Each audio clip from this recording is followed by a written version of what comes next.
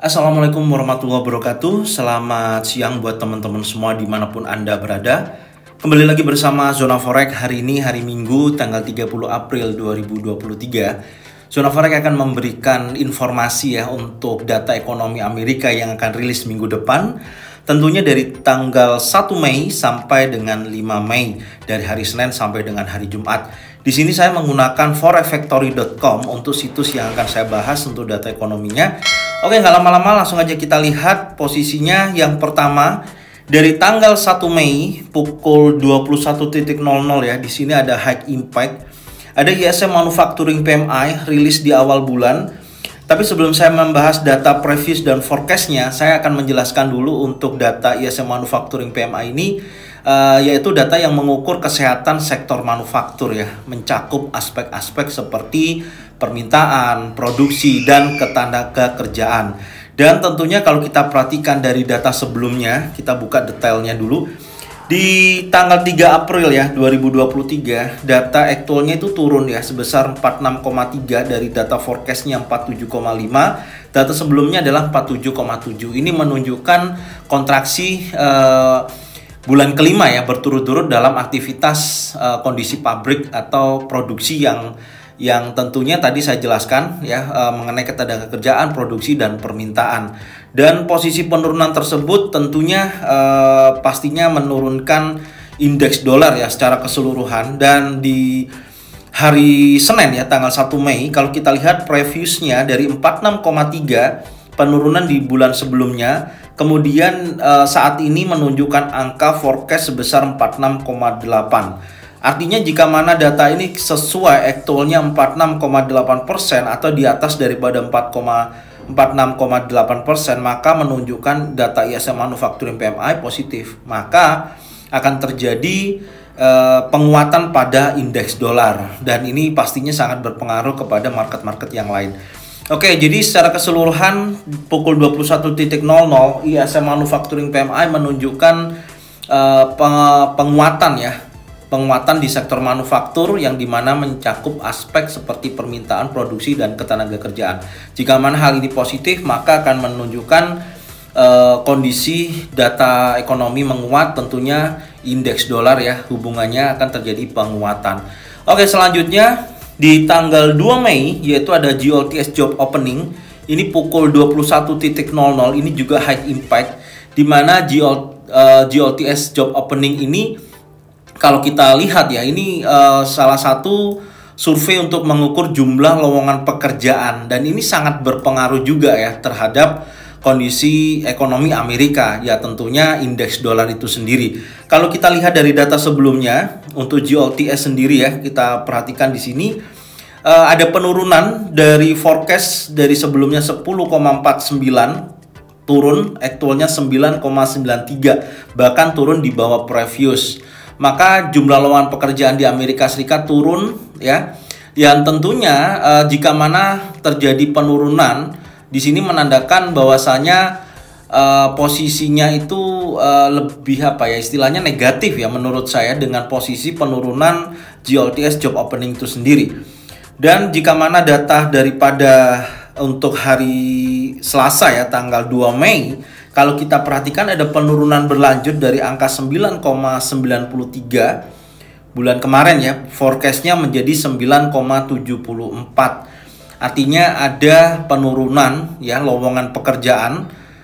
Jika mana ini terjadi ya tentunya indeks dolar akan terjadi penurunan seperti itu. Dan artinya seperti itu, jumlah karyawan dan total pemutusan hubungan kerja itu sedikit berubah. Dari posisi masing-masing 6,2 juta ya dan 5,8 juta dalam pemisahan, berhenti 4, juta naik tipis, sementara PHK dan pemutusan hubungan kerja 1,5 juta. Ini datanya saya baca dari Biro Statistik ya, sumbernya dari tenaga kerja Amerika Serikat. Dan jika mana terjadi ya tentunya indeks dolar akan terjadi penurunan jika aktualnya ya di bawah forecast 9,74 atau menghasilkan angka di bawah daripada data sebelumnya, itu yang menunjukkan angka terjadi penurunan. Tapi kalau kita lihat nanti ya ISM Manufacturing ini kan juga berpengaruh karena hubungan dengan ketenaga kerjaan ya untuk sektor manufaktur. Artinya Kita lihat dulu untuk hari Senin besok. Kalau ISM Manufacturing PMI menunjukkan angka penurunan, ya JOLTS Job Opening kemungkinan besar akan mengikuti hal yang sama gitu. Ya kurang lebihnya meskipun banyak faktor yang lain gitu. Kalau dari JOLTS ini kan survei untuk mengukur jumlah lowongan pekerjaan, artinya surveinya banyak gitu. Tapi secara keseluruhan dari previous ke forecast turun angkanya, ya forecastnya prediksinya 9,74. Maka nanti kita lihat aktualnya, jika mana ini sesuai maka indeks dolar akan kembali terjadi pelemahan. Oke. Ini untuk hari Selasa ya, pukul 21.00. Kemudian berlanjut di tanggal 3 Mei. Di sini ada ADP Non-Farm Employment Change. Ini juga pasti sangat berpengaruh ya untuk ADP Non-Farm Employment Change itu sendiri. Ini akan rilis pukul 19:15 ya. Ini high impact tanggal 3 Mei, di mana ADP Non-Farm Employment Change ini mengukur lapangan pekerjaan ya yang berbasis swasta. Oke. Jadi ini swastanya untuk ADP Non-Farm Employment Change. Kalau kita perhatikan dari data sebelumnya memang ada penurunan ya untuk ADP Non-Farm Employment Change itu sendiri. Dimana kalau kita lihat dari datanya ya, coba kita cek untuk kita buka detailnya. Oke, dari angka sebelumnya itu turun di bawah forecast sebesar 145.000, di mana forecastnya adalah 208.000. Maka indeks dolar ketika itu terjadi pelemahan ya secara keseluruhan. Dan untuk di tanggal 3 Mei hari Rabu ini datanya previousnya dari 145.000 ya, dari bulan kemarin turun. Di bulan ini dipredisikan khususnya tanggal 3 Mei itu ada kenaikan sebesar 148.000. Artinya ada positif ya, kondisi ekonomi di ADP Non-Farm Employment Change sendiri menunjukkan angka positif.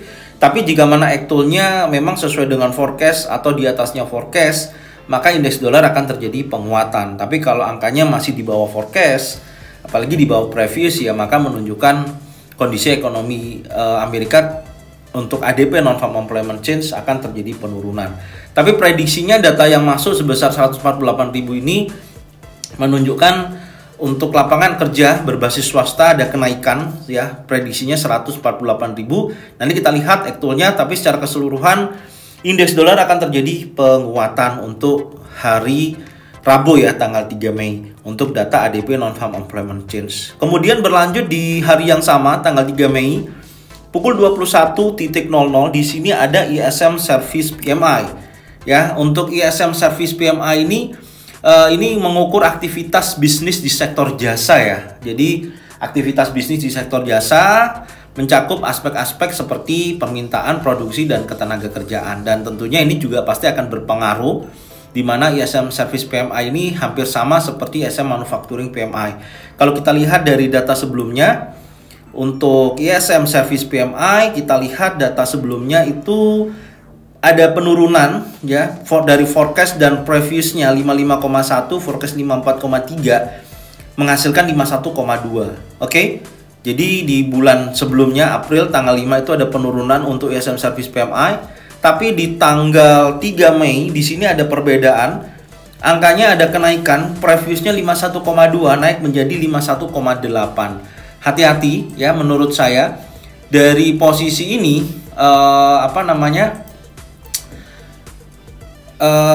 ISM Service PMI di sini ada kenaikan sebesar 51,8%. Artinya jika mana posisi ini terjadi ya tentunya indeks dolar akan terjadi penguatan. Dan data ADP Non-Farm sama ISM Service PMI prediksinya menunjukkan angka kenaikan pada indeks dolar, karena data ISM Service PMI menunjukkan positif ya dari sektor permintaan dan produksi serta ketenagakerjaan. Dan jika mana ini terjadi ya tentunya indeks dolar akan terjadi penguatan. Menurut saya posisinya lebih mendorong indeks dolar akan terjadi penguatan secara keseluruhan di tanggal 3 Mei. Oke, di dini harinya hari Kamis ya tanggal 4 Mei ini sangat penting sekali dan pasti ditunggu banyak semua orang. Kalau kita perhatikan di sini data FOMC statement ya pukul 1 dini hari Kamis, ada Federal Fund Rate, kemudian FOMC Press Conference. Artinya akan rilis jam 1 dini hari Kamis. ada kenaikan ya, suku bunga prediksinya naik 25 basis point dari angka sebelumnya suku bunga itu 5% akan menjadi 5,25%. Artinya ada kenaikan 25 basis point. Dan informasi rumornya ini adalah kenaikan terakhir ya, sebesar 20 basis point yang akan dijalankan oleh si Jeremy Powell. Tapi tentunya setiap pertemuan si Jeremy Powell mengatakan jangan pernah berharap untuk pemangkasan suku bunga. Tapi kalau untuk menghentikan ya, dalam arti istilahnya mempertahankan suku bunga yang lama, tidak ada kenaikan suku bunga, mungkin bisa terjadi. Karena melihat daripada sektor kondisi ekonomi Amerika ya, mereka mengukur dari kondisi tersebut. Karena mereka juga melihatnya inflasi kan sedikit-sedikit kan turun ya, sampai angka terakhir ada di angka 5%. Dan untuk suku bunga sendiri diprediksikan ini ada kenaikan 25 basis point, ini adalah kenaikan terakhir. Artinya jika mana ini terjadi ya tentunya dampak pada indeks dolar akan terjadi penguatan. Baik itu nanti akan menguat secara signifikan atau hanya sifatnya sementara, karena setelah kondisi nanti naik 5,25% atau 25 basis point, yang wajib ditunggu itu adalah FOMC press conference-nya pukul 1.30. Karena ketika rilis suku bunga memang kenyataannya, contoh nih rilis 25 basis point ya, biasanya market tidak akan terlalu signifikan pergerakannya, dan semua menunggu hasil daripada FOMC press conference itu sendiri yang akan disampaikan planning kerja daripada si Jeremy Powell sampai di pertemuan berikutnya. Apakah pembahasannya akan dovish atau hawkish? Contoh, kalau si Jeremy Powell di sini mengatakan ini adalah kenaikan suku bunga terakhir 20 basis point, meskipun ada kenaikan tapi sikapnya ke depannya lebih dovish, maka indeks dolar respon akan terjadi pelemahan. Hati-hati ya untuk mengetahui kondisi kenaikan suku bunga di minggu ini. Oke ya, jadi FOMC press conference sangat penting. Tapi kalau si Jeremy Powell tidak memberikan kepastian, artinya dari kenaikan 20 basis point dan di press conference dia mengatakan akan lebih agresif lagi ya di pertemuan berikutnya, wah maka indeks dolar akan melaju kencang tuh, akan terjadi kenaikan yang cukup signifikan, pasti berpengaruh kepada market yang lain. Artinya seperti itu ya. Jadi saya ulangi, FOMC press conference yang ditunggu-tunggu adalah keputusan daripada si Jeremy Powell, sikapnya dalam mengambil keputusan moneternya ya. Ya tentunya kalau sikapnya meskipun rilis 25 basis point, tapi sikap yang dia katakan, keputusan yang dia katakan di pertemuan berikutnya tidak akan menaikkan suku bunga atau mempertahankan suku bunga yang ada dan memperhatikan data-data ekonomi yang akan rilis, maka sikapnya dovish. Tentunya indeks dolar akan terjadi penurunan. Tapi kalau dia mengatakan bahwasanya tidak mengatakan ini adalah kenaikan terakhir, dan dia mengatakan akan lebih agresif ke depannya ya, masih meningkatkan kenaikan suku bunga berlanjut hingga 5,5%. Oke, sambil melihat data-data yang ada ya, tentunya sikap hawkish yang ada, maka indeks dolar akan terjadi penguatan. Oke, itu yang perlu kita lihat ya nanti hari Kamis. Kemudian pukul 19.30 malamnya ada unemployment claim. Ini masih kecenderungan menurut saya masih buruk ya untuk data klaim pengangguran. Angkanya masih di atas 200.000. Apalagi kalau kita lihat previously-nya 230.000, forecast-nya 240.000, ada kenaikan kembali. Dan jika mana ini terjadi, maka indeks dolar akan terjadi penurunan untuk unemployment claim itu sendiri ya. Kemudian hari Jumat, ya ini hari Jumat yaitu ada average hourly earning. Anda bisa lihat di sini, di mana average hourly earning ini datanya 0,3% ya, datanya sama ya. Average hourly earning ini kalau ini terjadi ya tentunya tidak ada perubahan, hanya sesuai dengan ekspektasi yang ada ya. Maka yang menunjukkan angka jika mana 0,3% positif sih menurut saya untuk indeks dolar itu sendiri. Tapi ada 3 data yang akan rilis, salah satunya non-farm employment change, di mana non-farm employment change ini ya atau NFP ini kan mengukur jumlah pekerjaan non pertanian ya, mempengaruhi tingkat pengangguran dan upah. Nah di situ pasti ada hubungannya ya. Kalau tadi average hourly earning kan di sini mengukur jumlah pendapatan per jam ya, mendorong konsumsi dan permintaan pasar. Artinya kalau orang banyak pegang uang kan pasti mereka akan belanja ya, mereka akan belanja dan istilahnya memutar uang dengan berlebih lah, intinya seperti itu mendorong ekonomi akan positif gitu. Tapi kalau kita lihat data non-farm employment change ini turun loh ya. Anda bisa lihat previousnya 236.000, forecastnya 180.000. Oke, hati-hati nih ya, dimana non-farm payroll itu mengukur jumlah pekerjaan non pertanian tapi mempengaruhi tingkat pengangguran dan upah. Jika mana ini turun, maka banyak orang tidak mendapatkan pekerjaan dan upah tentunya akan turun juga gitu loh. Jadi kondisi ekonomi akan melemah dan sesuai dengan prediksi angkanya sebesar 180.000. Tapi kalau aktualnya nanti sesuai dengan prediksinya forecast 180.000, maka indeks dolar akan terjadi pelemahan. Ya, maka akan terjadi pelemahan apalagi kalau efek earning di bawah 0,3%. Dan di sini menunjukkan angka pelemahan, maka diprediksikan indeks dolar akan terjadi pelemahan. Begitu juga dengan unemployment rate, hati-hati. Ya, ini hari Jumat, hari keramat. Unemployment rate ini adalah mengukur tingkat pengangguran ya, dan berhubungan dengan produksi dan upah. Unemployment rate ya, Anda bisa lihat angkanya dari 3,5% naik menjadi 3,6%. Jika mana ini naik ya, maka bisa dikatakan indeks dolar ini akan terjadi pelemahan. Karena ketika unemployment rate ini naik, ini makin melemahkan indeks dolar, memperburuk kondisi ekonomi Amerika gitu loh. Karena berhubungan dengan produksi dan upah. Ya, ngerti ya. Jadi unemployment rate ini kan mengukur tingkat pengangguran. Ketika pengangguran meningkat di angka 3,6%, ini cukup tinggi.